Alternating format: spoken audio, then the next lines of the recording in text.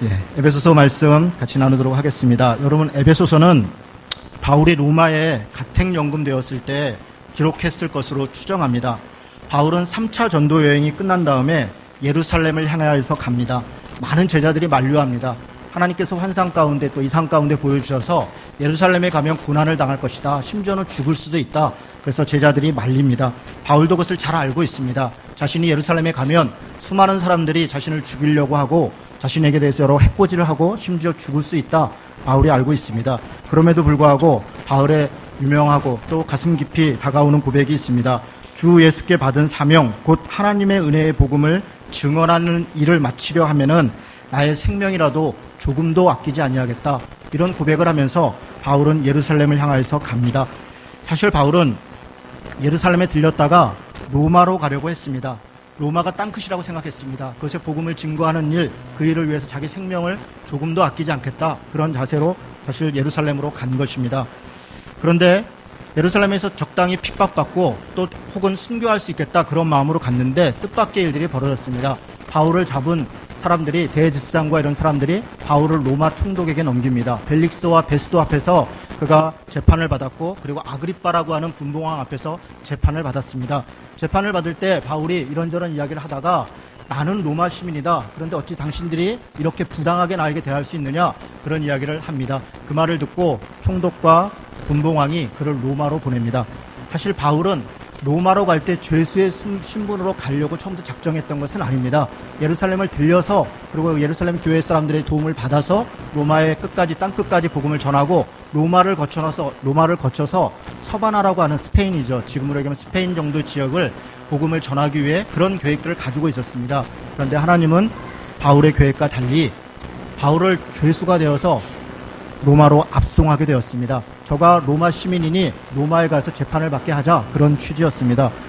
바울은 로마에 잡혀왔습니다. 그리고 어떤 감옥에 갇힌 게 아니라 어떤 집에 가택연금되었습니다. 그 유명한 장면이 사도행전 20장 30절 31절입니다. 우리 다 같이 한번 보겠습니다.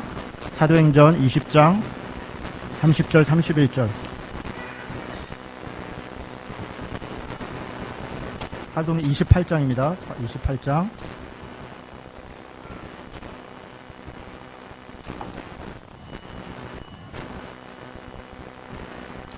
사도행전 28장 30절 31절 다 같이 읽겠습니다. 바울이 온 이태를 자기 셋집에 머물면서 자기에게 오는 사람을 다 영접하고 하나님의 나라를 전파하며 주 예수 그리스도에 관한 모든 것을 담대하게 거침없이 가르치더라. 아멘. 바울이 가택연금되어 있습니다. 2년 동안이나 갇혀 있지만 그에게 오는 사람들, 또 그가 초청하는 많은 사람들에게, 또 그가 누구인가 궁금해하는 로마 사람들, 여러 사람들이 왔다 갔다 할 때 바울은 조금도 굴하지 않고 그들에게 거침없이 하나님의 말씀을 담대하게 전했다. 그렇게 이야기하고 있습니다. 그리고 이 기간 동안에 바울은 자기가 개척했고 또 돌아봐야 될 교회들에 대해서 여러 가지 편지를 보냅니다. 그리고 그 편지가 남아있는 것이 에베소서, 빌립보서, 골로새서, 빌레몬서입니다. 이 네 개의 서신을 그래서 우리는 옥중서신이라 그럽니다. 우리가 옥중서신 그러면 옥에 갇혀서 썼나 보다.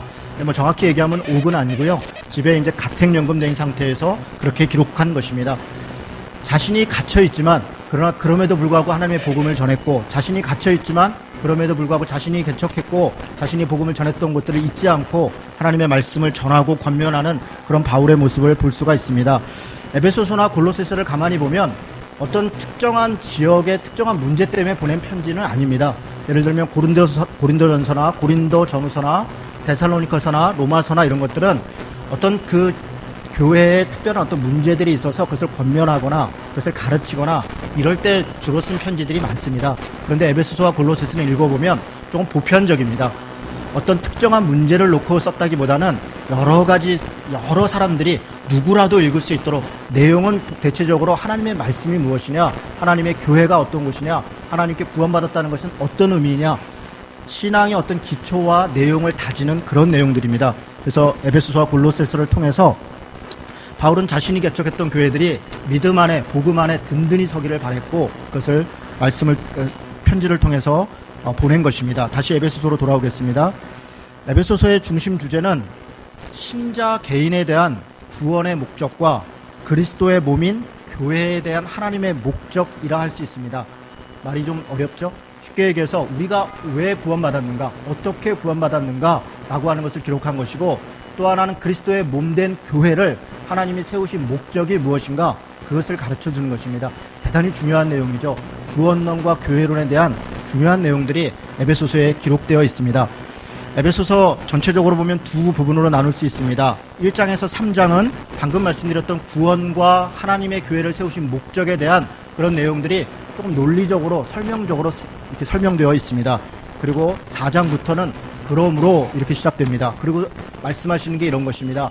그리스도로 인해서 구원받은 백성이 혹은 하나님께서 세우신 교회에 일원된 우리가 이 땅 가운데 어떻게 살아야 되는가, 하나님이 우리를 그런 목적으로 세우셨다면 실제 우리 삶의 자리에서는 어떻게 살아야 되는가를 실천적으로 기록한 것이 4장에서 6장입니다. 쉽게 말하면 앞에는 교리이고 뒤에는 윤리입니다.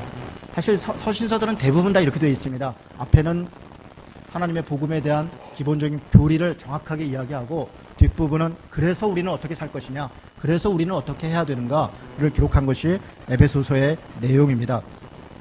특별히 에베소서는 신자들의 구원과 또 하나님의 몸된 교회의 하나님이 세우신 목적에 대해서 풍성함이라는 단어와 충만함이라는 단어로 아주 집중적으로 표현합니다.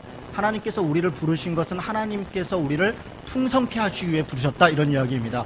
그리고 하나님께서 우리를 교회로 부르신 것은 이 세상 가운데 하나님의 뜻이 충만하도록 우리를 부르셨다, 그런 이야기입니다. 그래서 에베소서는 풍성과 충만이 매 장마다 나옵니다. 매 장마다 풍성과 충만을 통해서 결국 하나님이 우리를 풍성케 부르셨고 하나님이 우리를 충만케 하기 위하여 우리를 부르셨다, 그렇게 이야기하는 것이 에베소서의 내용입니다. 몇 군데 좀 살펴보겠습니다. 1장에서는 1장 7절입니다. 지금부터 제가 성경 구절들 계속 읽어갈 텐데요. 여러분이 눈으로 잘 따라오시면 좋겠습니다. 1장 7절에 보니까 우리는 그리스도 안에서 그의 은혜의 풍성함을 따라 그의 피로 말미암아 속량 곧 죄사함을 받았느니라.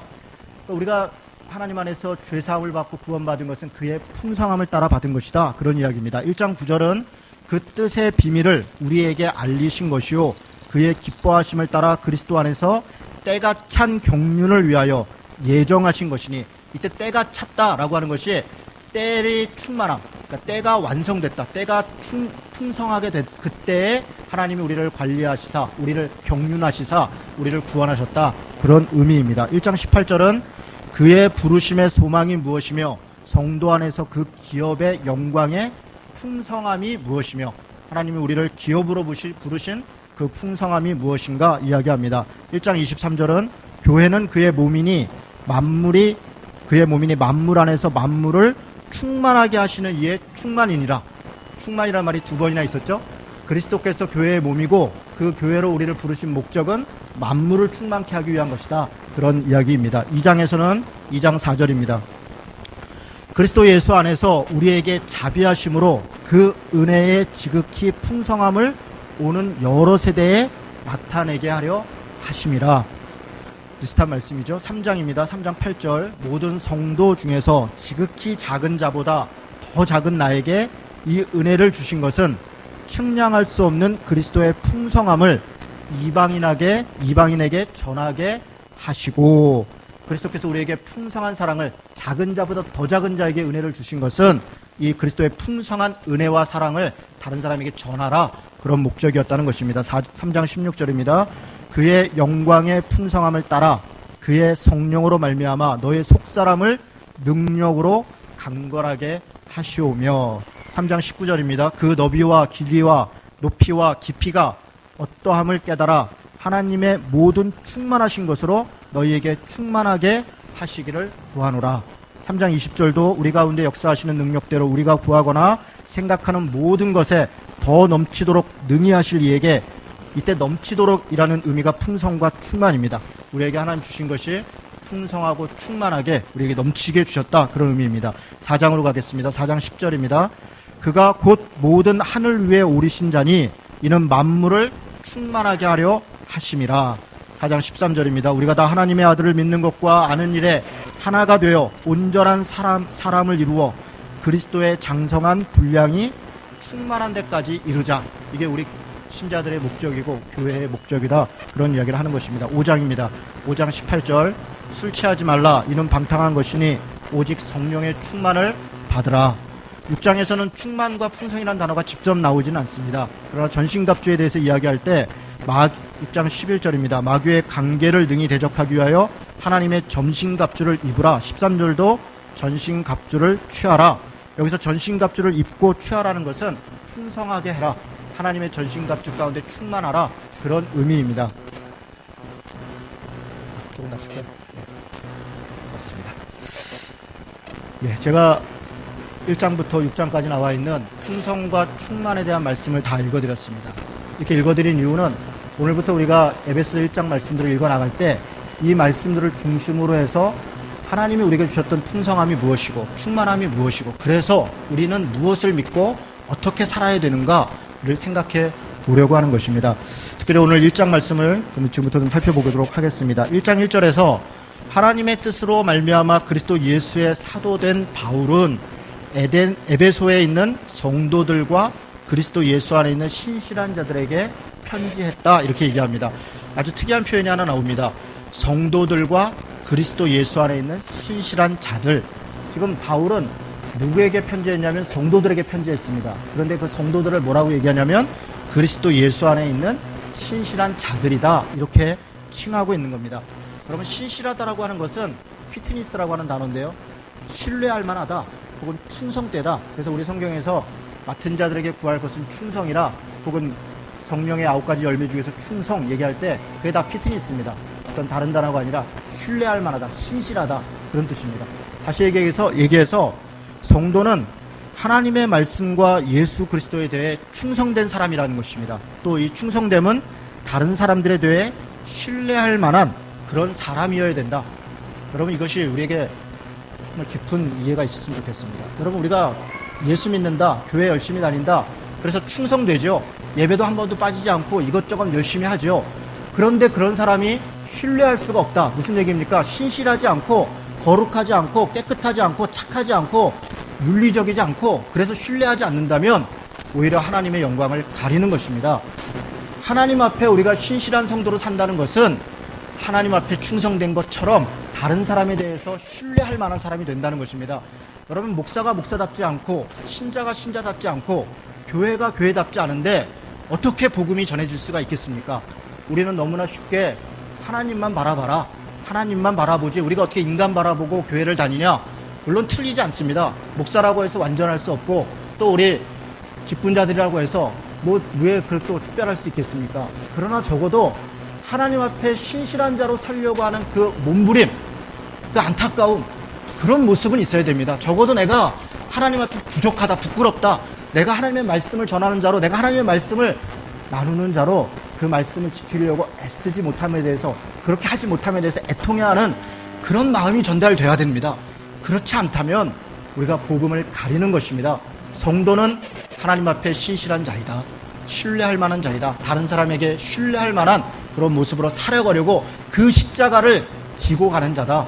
여러분 그것이 우리에게 성도라고 말하는 의미입니다. 3절부터는 이렇게 성도로 부른 자에게 하나님이 주신 복이 무엇인가에 대해서 이야기합니다. 여러분 3장 1절을 다 같이 한번 읽도록 하겠습니다.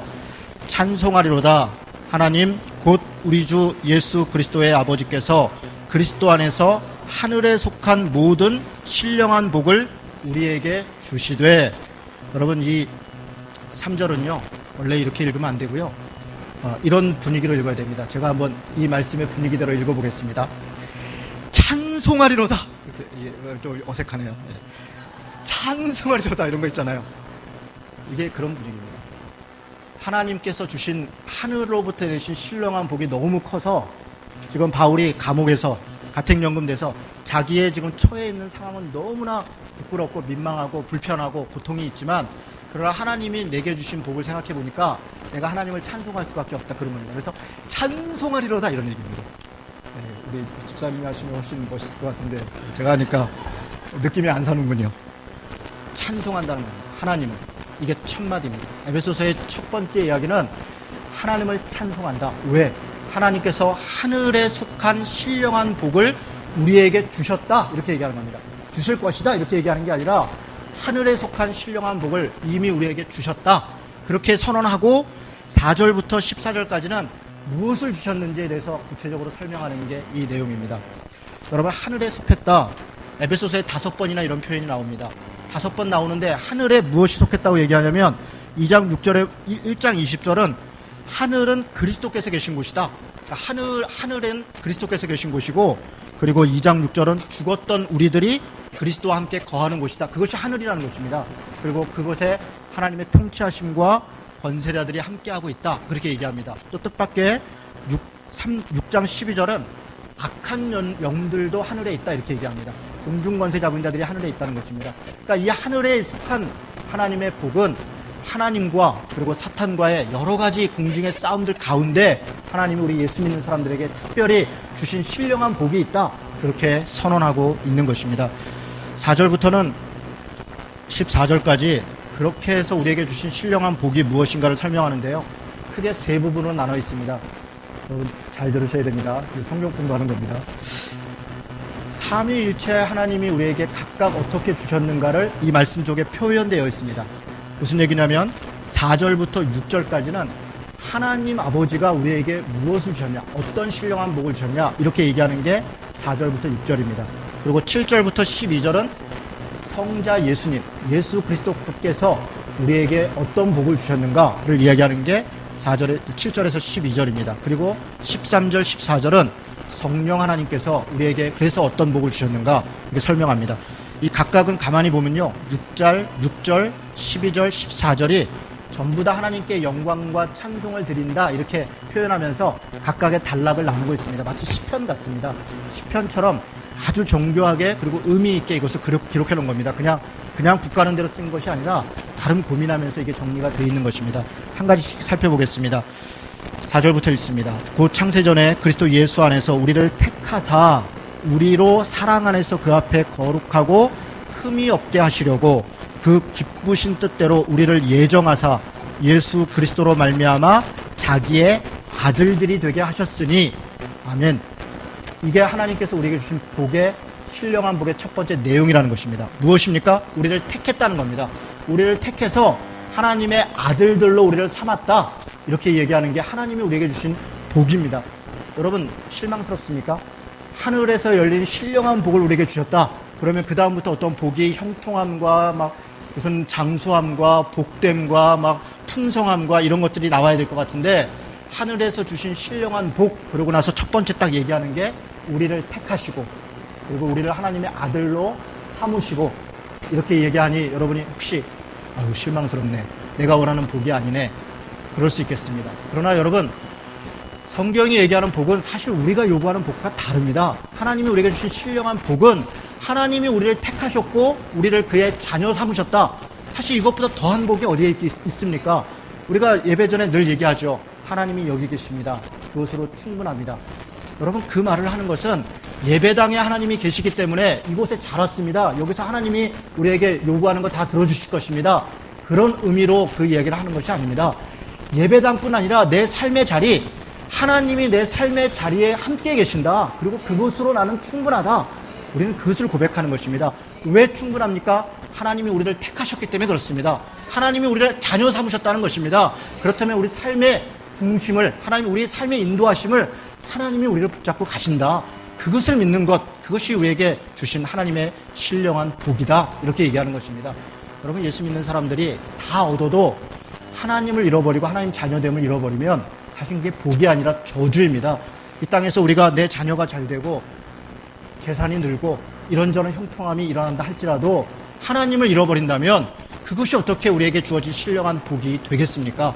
하나님이 우리에게 약속하신 것은 우리를 택하셨고 자기 아들들을 삼으사 우리를 끝까지 붙잡아 주시겠다. 그렇게 말씀하시는 것입니다. 7절부터 보겠습니다. 우리는 그리스도 안에서 그의 은혜의 풍성함을 따라 그의 피로 말미암아 속량 곧 죄사함을 받았느니라.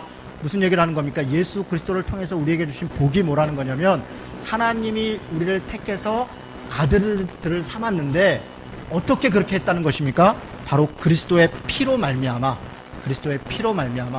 그리스도의 피로 우리를 구속 곧 죄사함을 주신 것은 그의 풍성함을 우리에게 주신 것이라는 겁니다.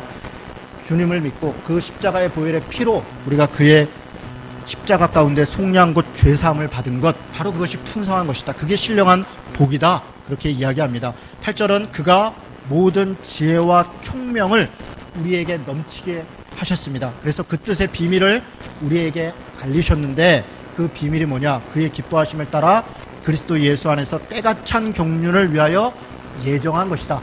때가 되어서, 때가 풍성하게 이루어서 하나님이 경륜한다는 것은 경영하다, 관리하다, 이런 말입니다. 하나님이 계획하시다, 뜻을 세우셨고 그것을 인도하시다, 그런 의미입니다. 하나님께서 우리를 택하셨고 우리를 구원하신 것은 어느 날 그냥 문득 생각나서 하신 것이 아니라 만세전에 이미 우리가 태어나기도 전에 하나님이 우리를 택하신 것이고 우리를 이끌어 주셨다는 것입니다.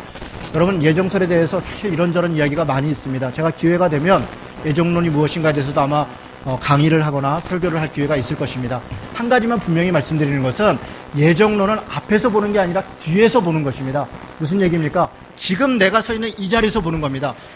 인간 이진호가 돌이켜보니까 지금까지 살아왔던 삶도 생각해보면 하나님 앞에 구원받을 만한 어떤 선한 게 하나도 없는 겁니다. 제가 실제로 그렇습니다. 그냥 그렇게 얘기하는 것이 아니라 어려서부터 지금까지 제 삶을 돌아보면 하나님이 제가 어떤 윤리적이고 착하고 선을 행하고 이런 것 때문에 저를 구원해 줄 만한 별게 없습니다. 그런데 이런 저를 하나님이 어느 날 만나 주셨고 그리고 구원하여 주셨고 하나님의 일을 맡기신 것입니다. 그것을 돌아보니까 그것이 어느 순간 어느 때 내가 선택한 것이 아니라 하나님께서 나를 택하시지 않았다면, 나를 인도해 주시고 나를 예정해 주지 않았다면 내가 어떻게 구원받을 수 있을까? 돌아보면서, 뒤에서 내 삶을 돌아보면서 고백하는 것이, 그것이 선택에 대한, 예정에 대한 고백입니다. 여러분, 예정실이 있네 없네, 그래서 그러면 유기된 사람이 있고 선택한 사람이 있으니 복음을 전해야 되네 마네, 그런 이야기들은 정말 탁상공론 같은 이야기입니다. 예정설에서 정말 얘기하고 싶은 것은 바로 지금 바울이 얘기하는 것, 죄수와 괴인 같은 나를 어떻게 하나님이 나를 이렇게 구원해 줄 수 있겠는가, 어떻게 하나님이 나를 이렇게 직분을 맡기셨는가, 그것에 감사하고 그것에 감격하는 것, 그것이 하나님이 나를 택하셨고 나를 인도하셨고 나에게 그 비밀을 알려주시고 경륜하셨다라고 하는 내용입니다. 10절입니다. 하늘에 있는 것이나 땅에 있는 것이나 다 그리스도 예수 안에서 통일되게 하려 하심이니라. 모든 일을 그의 뜻의 결정대로 일하시는 이의 계획을 따라 우리가 예정을 입어 그 앞에서 기업이 되었느니라. 기업이 되었다라는 말은 말 자체가 기업, 그러니까 좀 어려운 말 같은데요. 하나님의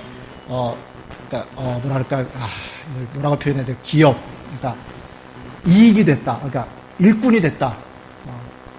우리가 이제 제 기업은 목사죠.